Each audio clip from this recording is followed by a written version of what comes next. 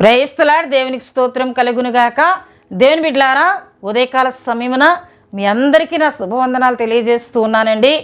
ప్రతిదినం ఈ విధంగా దేవుడిచ్చిన వాగ్దానంతో మీ ముందుకు వచ్చే కృపను దేవుడు అనుగ్రహిస్తున్నా.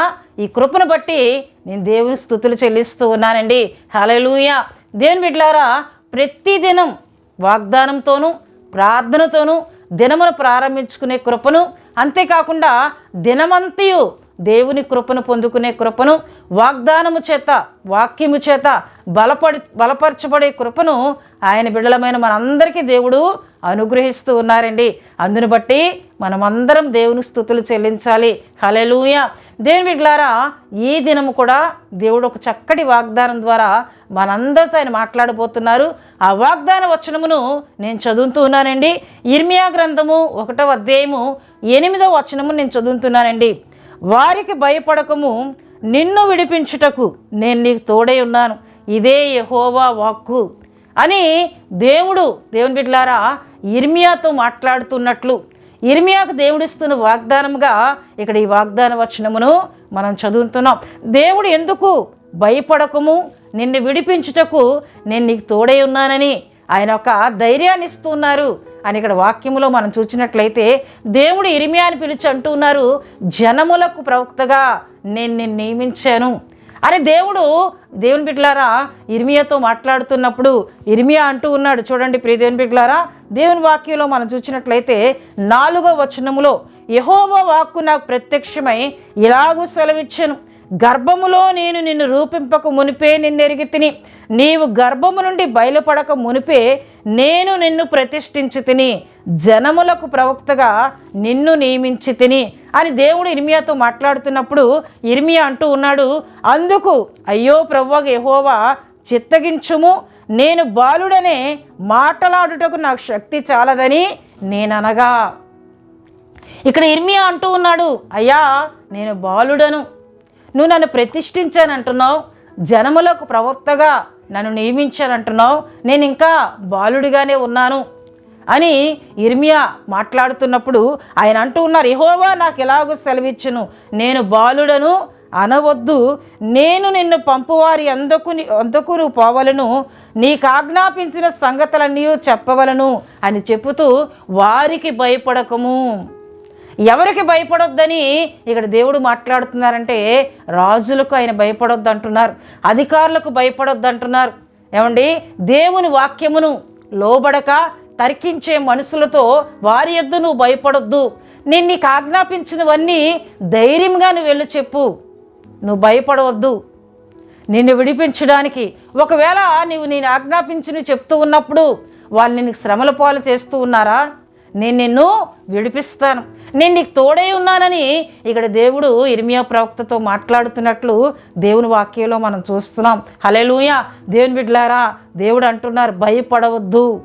నిజమే దేవుని బిడ్డలారా, తన బిడ్డల విషయంలో చాలామంది విషయాల్లో ఆయన భయపడవద్దని ఏమండి ఒక అభయం ఇచ్చినట్లు, ధైర్యం ఇచ్చినట్లు దేవుని వాక్యాల్లో మనం చూస్తాం. ఎందుకు మనకు భయం కలుగుతుందంటే ప్రియ దేవుని బిడ్డలారా, మనము నరమాత్రం, మనం మనుషులమే గనుక ప్రతి వాటికి భయపడుతూ ఉంటాం.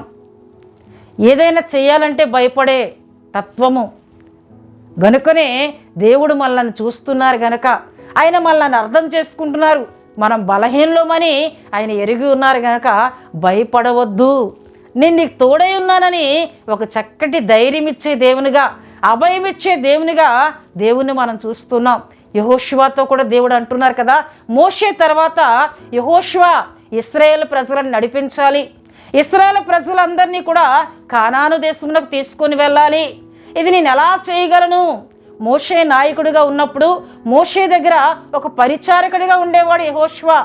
ఇప్పుడు యెహోషువ భయపడుతున్నాడు, ఇంతటి జనాంగమును ఇంతటి ప్రజలను నేను తీసుకొని వెళ్ళగలనా అని భయపడుతున్నప్పుడు దేవుడు అంటున్నారు. చూడండి ప్రియ దేవుని బిడ్డలారా, యెహోషువ గ్రంథము 1వ అధ్యాయము 9లో చూస్తే, నేను నీకు ఆజ్ఞ ఇచ్చి ఉన్నాను కదా, నిబ్బరము కలిగి ధైర్యముగా నుండుము, దిగులు పడకము జడియకము, నీవు నడుచు మార్గం అంతటిలో నీ దేవుడని యెహోవా నీకు తోడై ఉండును. హల్లెలూయా. దేవుని బిడ్డలారా, ఇక్కడ యెహోషువతో కూడా దేవుడు ఏమంటున్నారు, నీవు నడుచు మార్గం అంతటిలో ఈ ప్రజలను నువ్వు నడిపించుకుంటూ వెళ్తున్నావు కదా, ఈ ప్రజలను నువ్వు తీసుకుంటూ వెళ్తూ ఉన్నప్పుడు నీవు నడుచు మార్గం అంతట్లో నేను నీకు తోడై ఉంటాను గనక దిగులు పడవద్దు, జడియొద్దు, నిబ్బరము కలిగి ధైర్యముగా ఉండు, ఎందుకంటే నేను నీకు తోడై ఉన్నానని యెహోషువతో దేవుడు మాట్లాడినట్లు చూస్తున్నాం. హల్లెలూయా. దేవుని బిడ్డలారా, ఆయన మనకు తోడుగా ఉండే దేవుడు, ఆయన మనల్ని బలపరిచే దేవుడు. అట్టి రీతిగానే యెహోషువ ధైర్యము కలిగి దేవుడు తనతో ఉన్నాడనే ధైర్యముతో ప్రజలందరినీ కూడా తీసుకొని వెళ్ళినట్లు దేవుని వాక్యంలో మనం చూస్తున్నామండి. హల్లెలూయా. అంతేకాకుండా ప్రియ దేవుని బిడ్డలారా, యెషయా గ్రంథం 41:10 మనం చూస్తే, భయపడకము, నేను నీకు తోడే ఉన్నాను, నీకు నేను సహాయం చేస్తాను, దిగులు పడకము, నేను బలపరుస్తానని అక్కడ తన ప్రజలకు ఒక ధైర్యాన్ని, అభయమిచ్చే దేవుని మనం చూస్తూ ఉన్నామండి. అంతేకాకుండా ప్రియ దేవుని బిడ్డలారా, కొత్త నిబంధనలోకి మనం వెళ్ళినట్లయితే ఏమండి, అపోస్తలుడైన పౌలు గారిని కూడా ఆయన బలపరుస్తూ ఉన్నారు.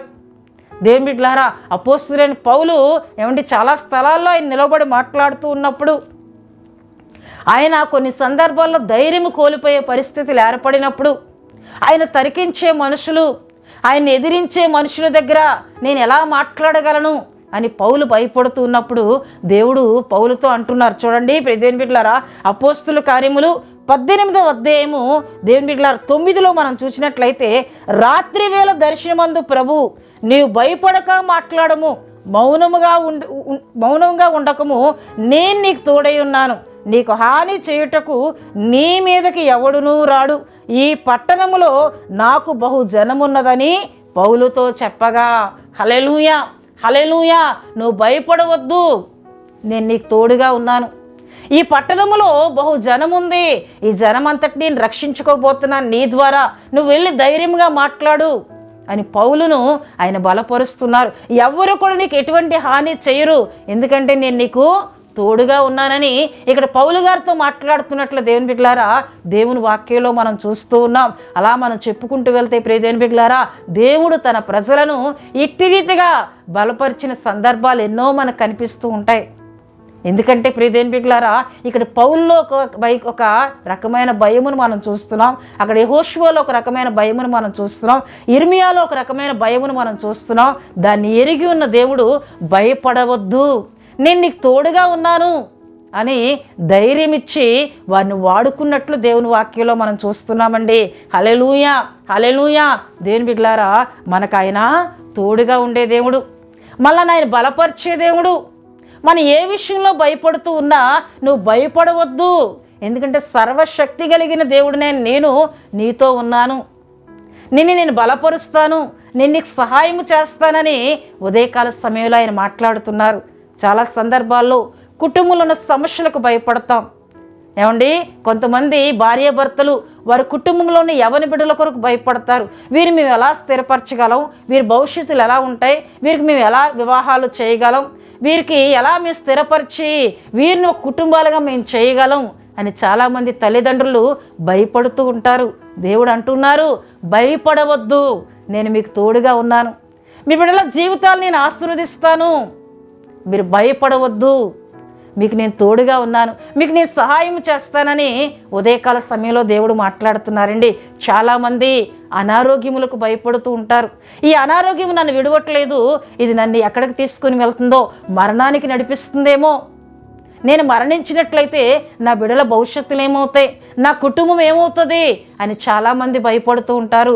ఉదయకాలం దేవుడు అంటున్నారు, నిన్ను స్వస్థపరిచి యెహోవాను నేనే, నువ్వు భయపడవద్దు, నేను నీకు తోడుగా ఉన్నాను అని ఆయన ఒక ధైర్యమునిస్తున్నారు. దేవుని బిడ్డలారా, ఆయన మనతో ఉండే దేవుడు, మనకు తోడుగా ఉండే దేవుడు. దేవుని బిడ్డలారా, కనుక దేనికి మనం భయపడక, చాలా కుటుంబాలు సమస్యలతో పోరాడుతూ ఉన్నారు, రుణభారాలతో పోరాడుతున్నారు. వీటి నుండి మేము విడుదల పొందుకోగలమా, వీటి నుండి మేము బయటపడగలమా అని ఒక భయం అనేది చాలా కుటుంబాలను వేధిస్తూ ఉందండి. ఇటువంటి భయమును ఆయన తీసివేస్తానని, ఆ భయమును విడిచి నా తట్టు తిరిగి ప్రార్థన చేయమని, నేను నీకు తోడుగా ఉన్నానని ఉదయకాల సమయంలో ఆయన మాట్లాడుతున్నారు. యెహోషువకు తోడుగా ఉన్న దేవుడు, దేవుని ప్రజలైన ఇశ్రాయేలు ప్రజలకు తోడుగా ఉన్న దేవుడు, ఇర్మియాకు తోడుగా ఉన్న దేవుడు, పౌలుకు తోడుగా ఉండి మాట్లాడమన్న దేవుడు, ఉదయకాల సమయంలో నీకు నువ్వు తోడుగా ఉన్నానంటున్నారు. భయపడవద్దు అంటున్నారు. దేనికి భయపడక నా సన్నిధిలో కనిపెట్టి ప్రార్థన చేయి. నేను నీకు సహాయము చేస్తాను, నిన్ను బలపరుస్తాను, నిన్ను ఆదరిస్తాను, నీకు సహాయము చేసి నేను లేవనెత్తుతానని ఉదయకాల సమయంలో దేవుడు మాట్లాడుతున్నారు కనుక దేనికి భయపడక భయమును విడిచి నిబ్బరము కలిగి ధైర్యంగా ఉండి దేవుని సన్నిధిలో ప్రార్థన చేద్దాం. దేవుని కృపను, దేవుని సహాయమును పొందుకుందాం. దేవుడు తన వాగ్దాన మాటలను దీవించునుగాక. ఆమేన్. దేవుని బిడ్డలారా, వాగ్దానం విన్న మీ అందరి కొరకు నేను ప్రార్థన చేస్తున్నాను. ప్రతి ఒక్కరూ కండ్లు మూసుకొని తల వంచి ప్రార్థనలో నాతో ఏకీభవించాలని ప్రభు పేట తెలియజేస్తున్నానండి. పరిశుద్ధుడా, ప్రేమ కలిగిన తండ్రి, కృప కలిగిన యేసయ్యా, మీకు స్తోత్రములు చెల్లిస్తున్నాను. ఉదయకాలం చక్కటి వాగ్దానంతో తండ్రి మీరు మాతో మాట్లాడుతున్నారు. మనుషులముగా చాలా సందర్భాల్లో కొన్ని వాటికి భయపడుతూ ఉంటాం. దీని నుంచి నేను ఎలా బయటపడగలను అని భయము అయ్యా చాలామందిని వేధిస్తూ ఉంది. అయితే ఉదయకాలం మీరు మాట్లాడుతున్నారు, భయపడవద్దు, నేను నీకు తోడుగా ఉన్నానని మాట్లాడుతున్న తండ్రి మీకు స్తుతులు చెల్లిస్తున్నానయ్యా. చక్కటి వాగ్దానం ద్వారా మాట్లాడి ఉంటుండగా ఈ మాటలు విన్న ప్రతి ఒక్కరూ కూడా బలపరచబడి అయ్యా ఇగో వారి సమస్యలన్నీ మీ దగ్గర ప్రార్థన చేసి గొప్ప ధైర్యం పొందుకునే కృపను దయచేయండి. నువ్వు మాకు తోడుగా ఉన్నావని ధైర్యము కలిగి అయ్యా నిబ్బరము కలిగి ముందుకు వెళ్ళే కృపనిమ్మని ప్రార్థిస్తున్నాను. ఈ వాగ్దాన మాటలు విన్నా బిడ్డలందరిపై నీ కృపనుంచండి. దినమంతా మీ సన్నిధి ఉంచమని ప్రార్థిస్తున్నాను. రాకపోకల్లో ఉన్నవారికి, ప్రయాణంలో ఉన్నవారికి మీ కాపుదల దయచేయండి. ఎవరైనా బలహీనులుగా ఉండినట్లయితే మీ గాయపడిన హస్తం ద్వారా వారి సర్వ శరీరం ముట్టి స్వస్థపరచమని ప్రార్థిస్తున్నాను. ప్రభువానికి వందనాలు. దినమంతా నీ కృప దయచేయమని, ప్రతి కుటుంబములపై నీ కాపుదల అనుగ్రహించమని యేసు నామములో అడుగుచున్నాం తండ్రి. ఆమేన్. యేసు రక్తమే జయం, ప్రభు రక్తమే జయం, ప్రభు రక్తం సంపూర్ణమైనది. అపవాది క్రియలకు అనంత నాశనం కలుగునుగాక. ఆమేన్. దేవుడు మిమ్ములను మీ కుటుంబములను దీవించునుగాక. ఆమేన్.